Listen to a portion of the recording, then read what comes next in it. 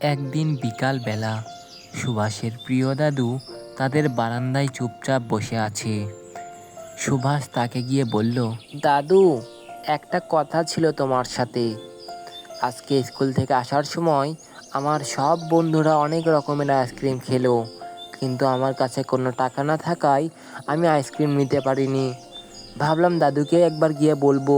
Please দাদু, যদি তোমার কাছে 10 টাকা থাকে তাহলে আমাকে দাও, আমার অনেক আইসক্রিম খেতে ইচ্ছা করছে।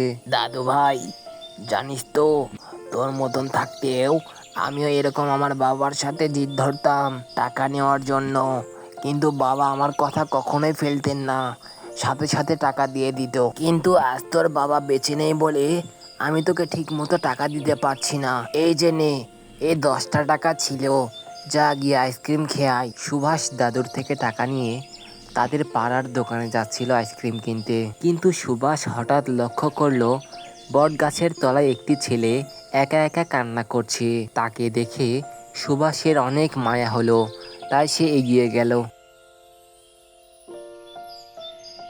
কি হয়েছে তোমার?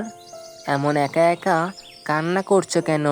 আমার বাবা মা দুজনেই মারা গেছে, বাড়িতে শুধু আমি আর আমার বোন থাকি, কিন্তু গত 2 দিন হলো একটা দানাও পেটে যায়নি, ক্ষুধায় পেট একেবারে ছটপট করছে। তুমি কি পারবে আমাকে কিছু খাবার দিতে?